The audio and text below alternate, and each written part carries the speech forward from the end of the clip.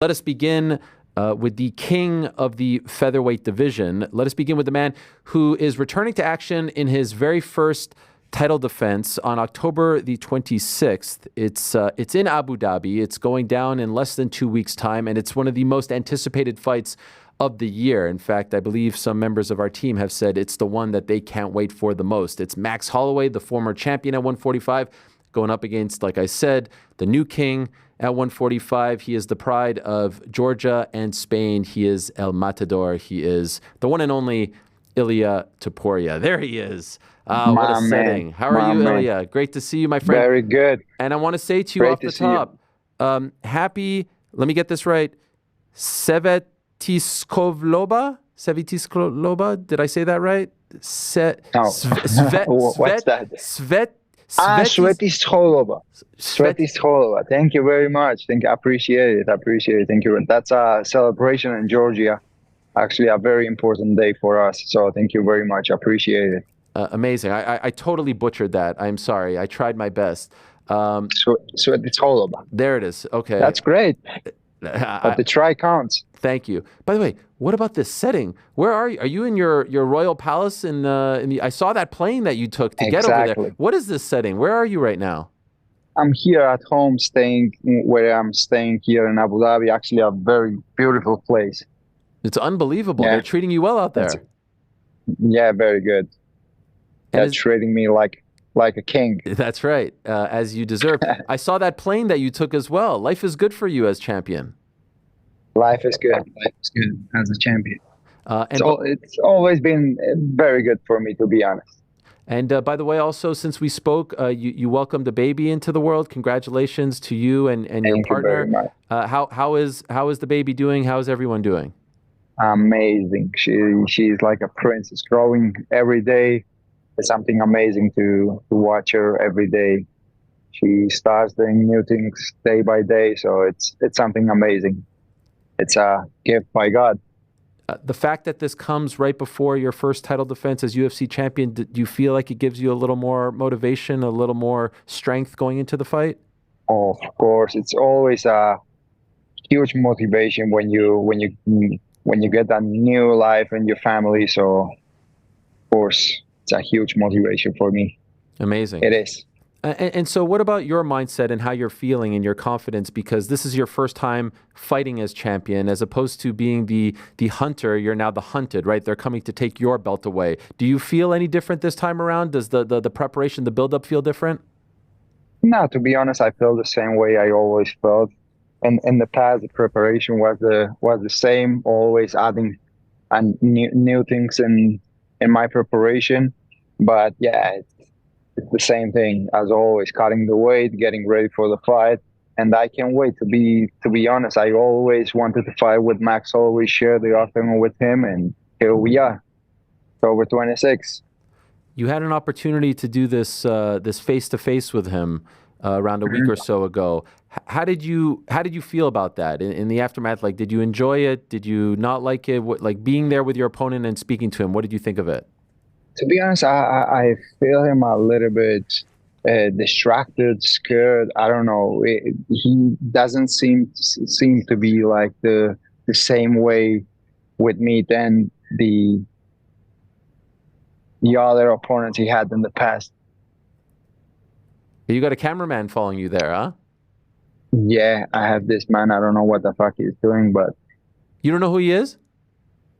Yeah, I know who he is because we are recording the movie, so they follow me everywhere I go. Okay, all right. Yeah, look at you. And your movie just came out. Your other one came out, right? September 19th, I think it was. Exactly. In theaters. In all the cinemas in Spain. Wow. We keep having the movie in all the cinemas. It went really, really good. Will it be available to us here in the States? Hopefully, yes. We are trying to put it in every country, so hopefully, yes. Okay. Going back to Max, just like, why did you feel that way? Why did you feel like he didn't have the confidence as usual? I don't know.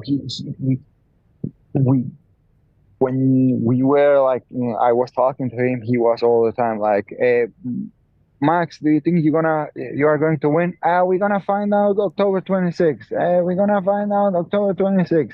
Max, what's your surname? We're gonna find out October 26th.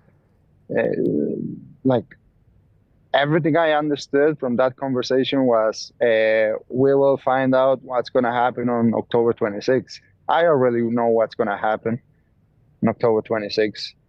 I don't need to wait till that date. Did it bother you when he was talking about the way you were speaking English? I know at one point you said, this is not my first language. Let's do it in Spanish, whatever.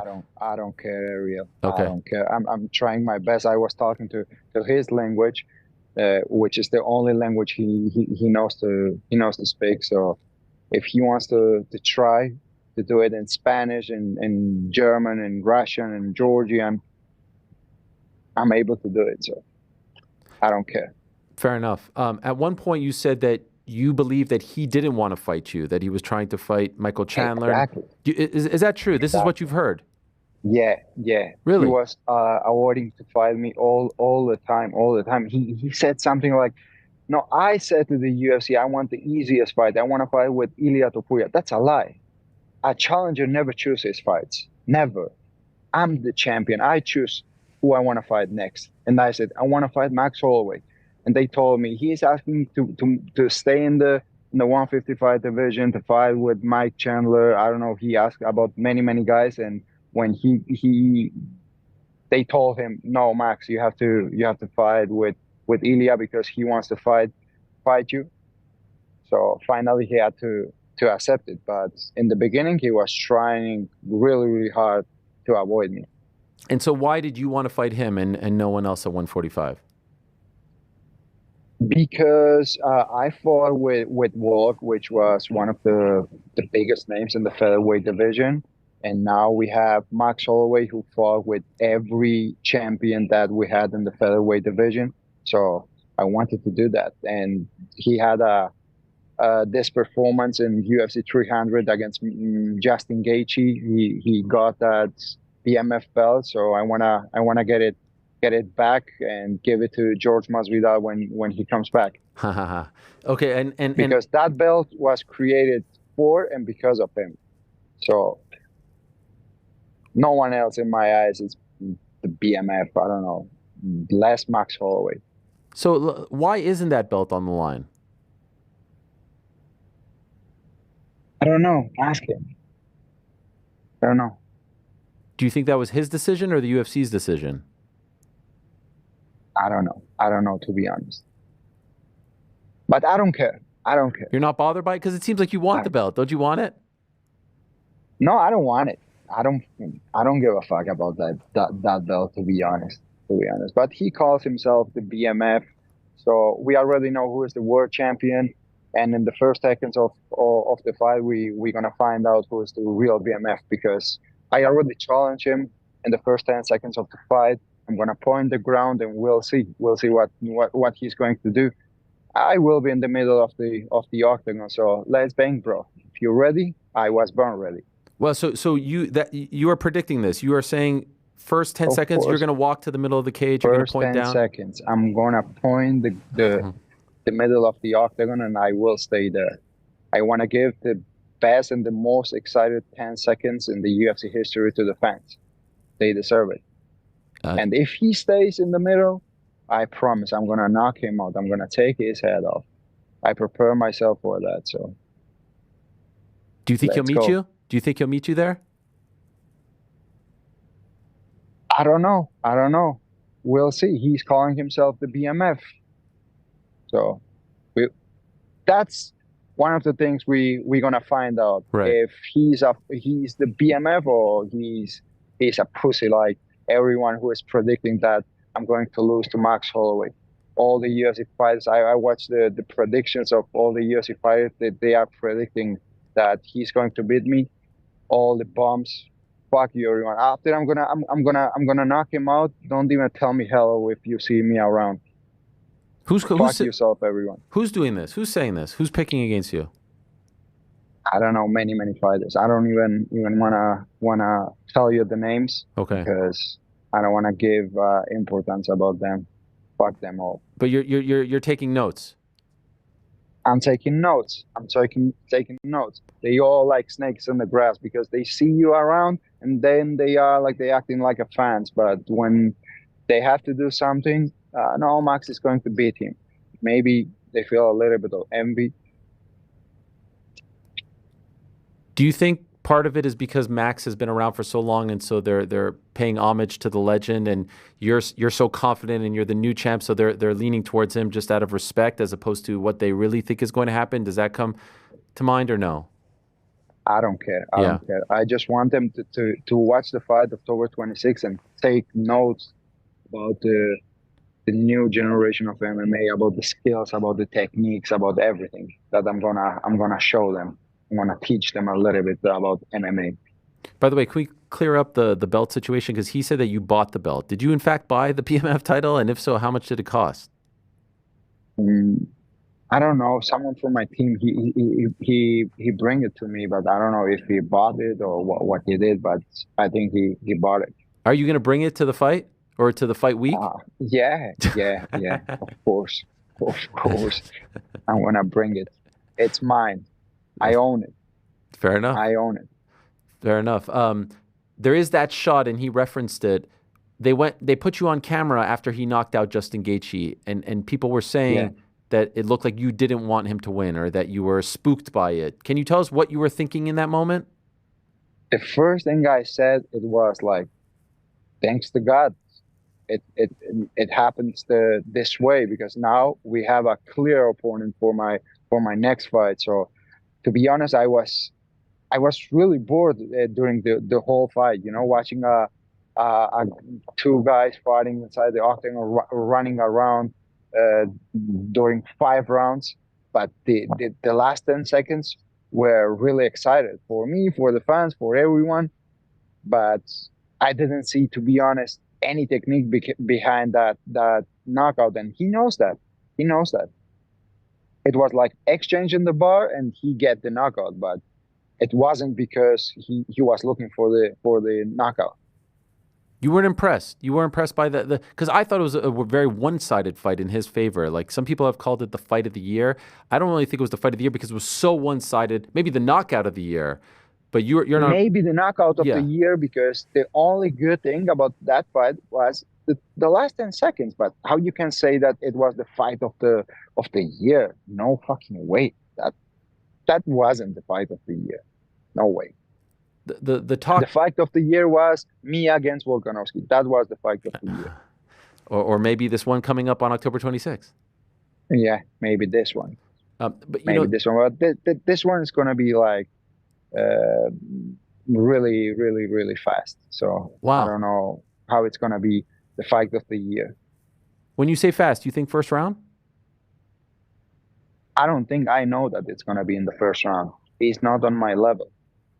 Volkanovski, the guy who beat him 3 times, guy who whooped his ass for 3 times, I knock him out in the second round. And what makes you think that I'm not gonna knock him out in the first round? So you think that Alex tougher test, tougher opponent than Max for you? Styles make For fights. sure. For me and for everyone. Wow. For me and for everyone. Alex was really, really tough opponent for me, and he's a tough opponent for everyone. He he didn't lose in the featherweight division for how long? And Max, how many times uh, he get whooped like in the featherweight division?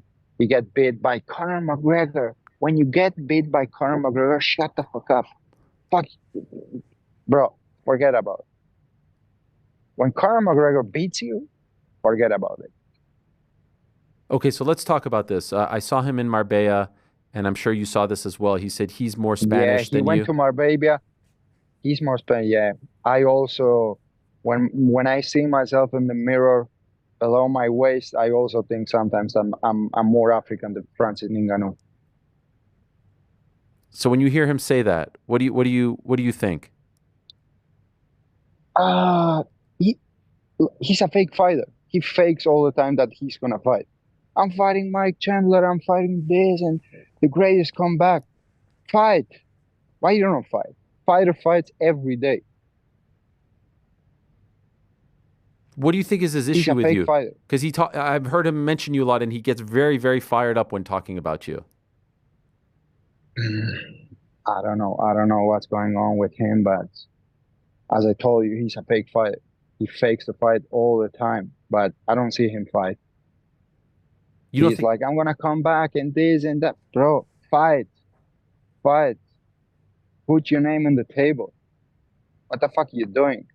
But he wants to be in the conversation all the time, but he doesn't want to fight. How's that? Do you think he fights again, 2025? If he fights, he's gonna try to come back and do something, but guess who's gonna pick? Dan Hooker. Bro. What do you mean by what? Fight Dan Hooker, fight, I don't know who the fuck you want, but for me, he's retired.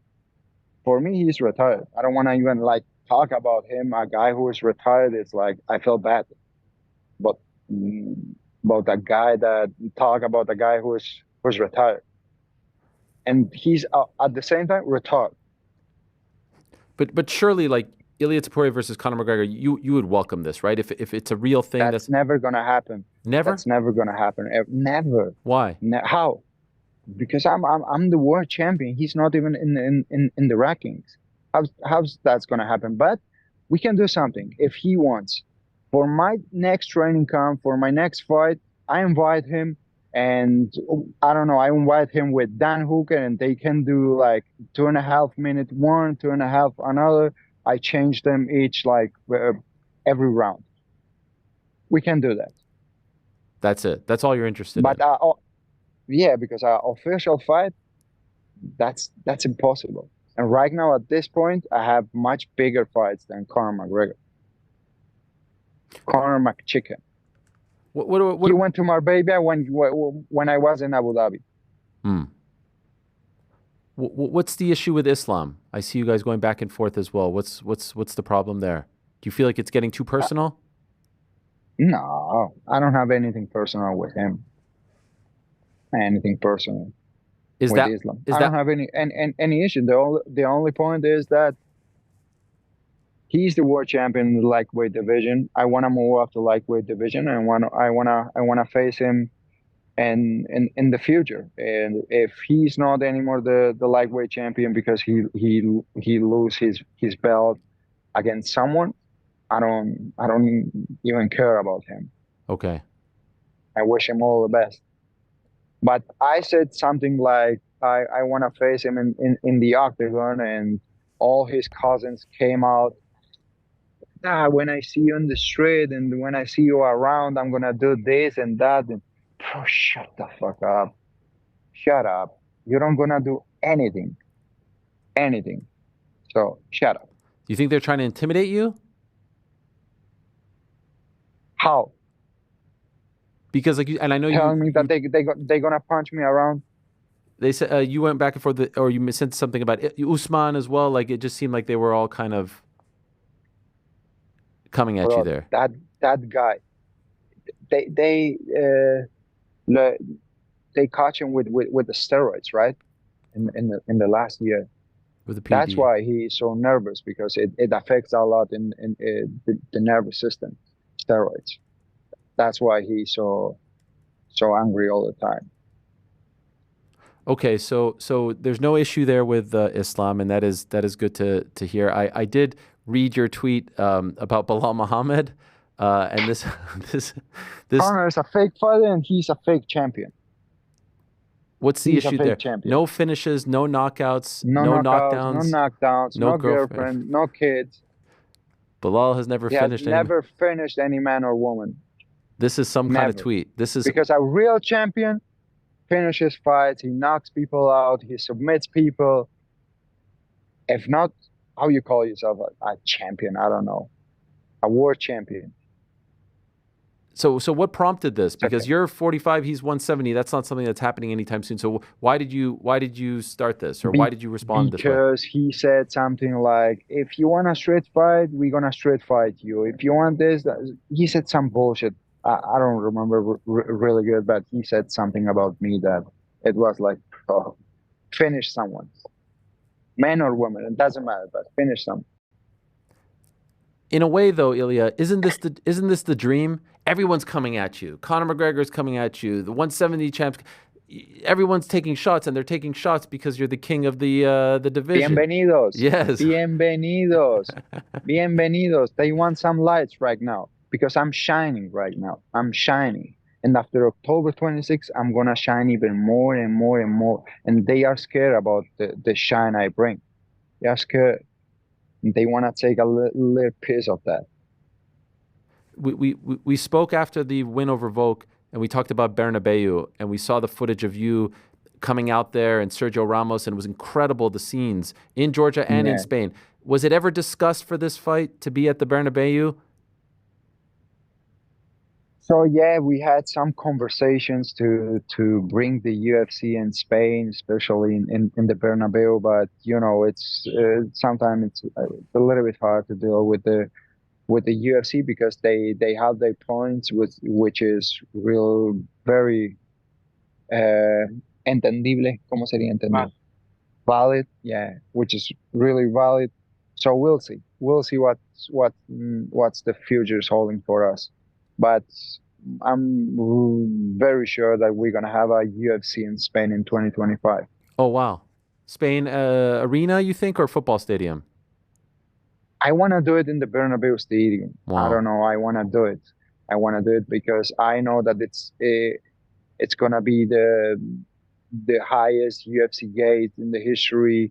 It's gonna be the biggest event.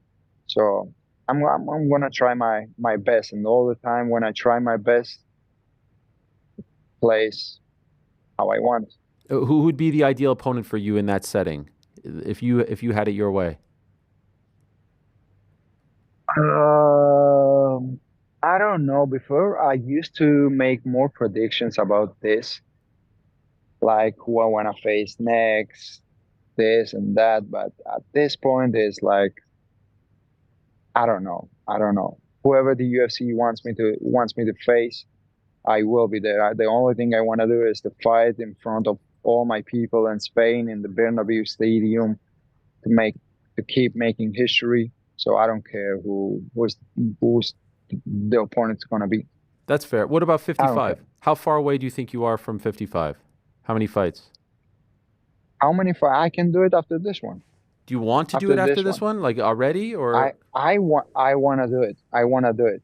I want to do it. But the thing is, what the UFC wants me to do. Right. Because at the end of the day, I'm a fighter, and that's my job. And they know better than me who I should to fight. So if they tell me that they are okay, that I'm gonna move to 155, I will do it because I want to do it. It's easier for me to weight cut. I feel very good at that way. I already did it. I already fought at 155 in London against Joy Herbert. So I felt really good. So I want to do it once again, and for the world title, because I don't wanna do it with any different opponent. Two last things. Can I just ask you about the scene back home in Georgia that you saw Merab receive when he won? Did you see those images? That was incredible, right? What is going on over here in Georgia? Between the soccer team, you guys had a great run in the Euro. You winning, Merab, it's unbelievable. It's unbelievable. It's a huge motivation for the country. I think so. And Merab, man, he's a great person. Beside of that, he's the world champion and this and that. He's a great person. He deserves everything that's happening to him because he's the man. Trust me, he's a very, very good person. All heart. You watched that fight? I'm assuming yes, right? Of course, I watched that fight. Of course, I did. He did great. Do you think, because we had Sean on yesterday, Sean believes he won the fight. Bro, Sean, I don't know. That guy smokes so much that he lost his mind. I recommend him to watch the fight again and again. Do you imagine if O'Malley is in the position of Merab and Merab says that he won that fight, what he would say. Mm. So, bro, shut the fuck up. We'll end on Max. October 26th. There's a lot of talk going into this fight, Ilias. You know, this renaissance, the comeback of Max since the Volk last fight, right? That he's a new man. Bro, that he's and still, there's no chances for Max. Forget about it. The only thing I'm praying every day is that I want him to show up, because I'm gonna do the rest. We already know who is the world champion. We're gonna find out that I'm the BMF also. I will be there in the middle of the octagon in the first 10 seconds. I want to offer the most excited first seconds in the UFC history, and I want to have the fastest knockout in the UFC history also with my hands, because George has it with a knee. I want to do it with the hand. So let's go. I'm so excited. I don't have any doubts that I'm gonna knock him out. So if he stays in the middle in the first 10 seconds of the fight, we're gonna see the fastest knockout in the UFC history. Love it. Ilia, thank you so much. Let's go, Max. Show up. I can't wait. We are 11 days away. Good luck to you, my friend. Thank you for the time, as always. Appreciate it. And enjoy your time out there. Pleasure. It's great to see that they're treating you so well. Thank you very much, Ariel. Thank you for having me here. It's a pleasure. Always. Talk to you soon. There he is, the king of the 145-pound division, El Matador, Ilia Topuria.